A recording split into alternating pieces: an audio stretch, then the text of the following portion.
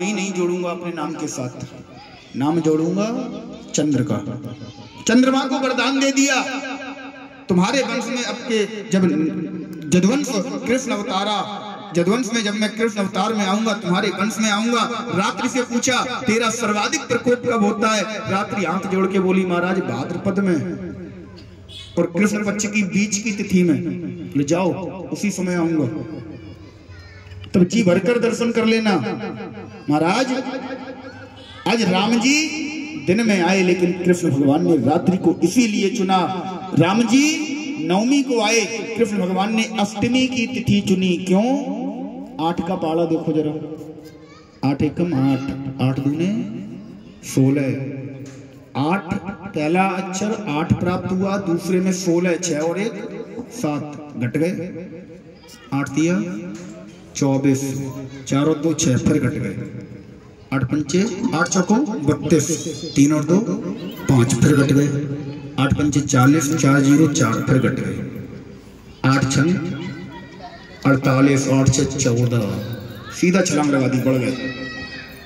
ये अंक 8 के ही कला हमारे कृष्ण की लीला घटती भी है और बढ़ती भी है, इसलिए ये बहुत टेढ़ा आदमी है महाराज, सावधान रहना।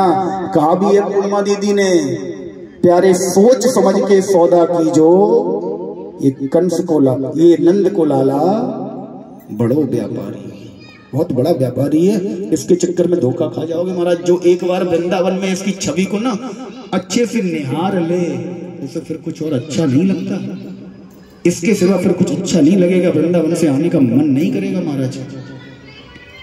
केवल एक बार जो इसे जी भरकर निहार ले इसकी छवि को, बिहारी जी की छवि को, फिर मैं कहता हूं, व्यासपीठ से दावा करता हूं, गारंटी देता हूं, संसार में कोई भी तुम्हें अच्छा नहीं लगेगा, केवल इसके सिवा। बस एक बार भाव से निहार लेना, चले तो जाओ एक बार चले जाओ, बार बार अगर जाने के लिए तड़पो ना, तब कहना कि महाराज सही कह रहे थे। ये क्वालिटी है हमारे बिहारी जी की। एक बार जो गया वो पागल होकर ही रहा, बचाने वाला कोई है ही नहीं। पागल होना उसका निश्चित है। पागल का मतलब ये नहीं मेंटल हो जाए, नहीं, पागल को जरा उल्टा करो, पागल, इसका ठीक उल्टा कर दो, लग पा। जिसने इसकी भक्ति में लगकर इसे पा लिया वही पागल है, लग पा। पागल कोई और नहीं है, जो इसकी भक्ति में लगकर इसे पाले वो पागल है। महाराज बड़ी सुंदर कथा आज प्रभु की श्री सुखदेव जी महाराज परीक्षित जी को सुनाते हैं। एक बार प्रेम से बोलिए राधे राधे। कथितो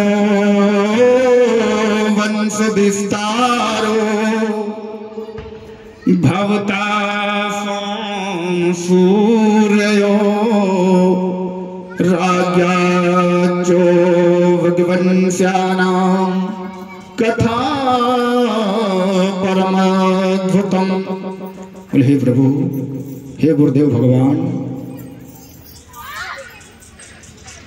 हमें सूर्यवंश की कथा सुनाने के बाद आप चंद्रवंश सोमवंश की पावन कथा को श्रवण करवाइए। सोमवंश की पावन कथा श्री परीक्षित जी को सुखदेव जी श्रवण करवाते हैं। कहते हैं राजन, मथुरा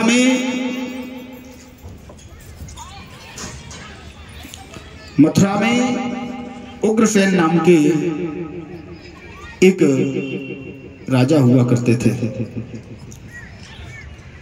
इनकी पत्नी का नाम था पवन रेखा। एक दिन ये वन में भ्रमण के लिए जा रहे थे, तभी द्रुमलिक नाम के दैत्य ने इनकी पत्नी का हरण कर लिया, जिसके संयोग से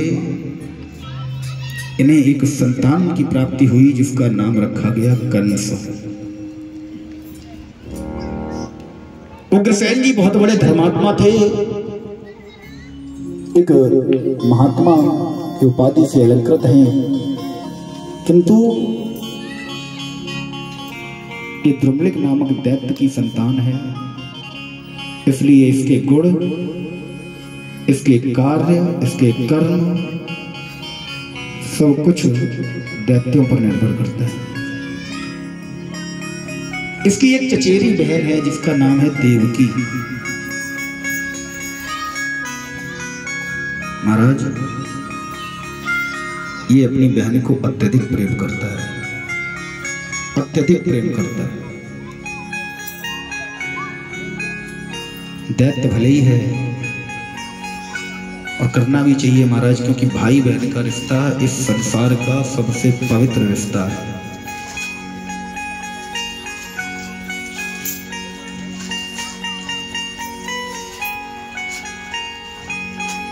इतना प्रेम करता है कि इसने जब अपनी बहन का विवाह किया तो महाराज वेद व्यास जी महाराज ने इसके प्रेम पर आधारित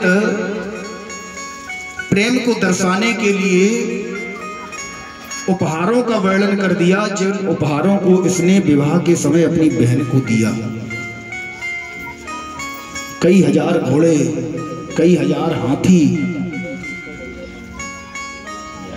कई हजार दासियां, अनेकों हजार गांव इसने दे दिए।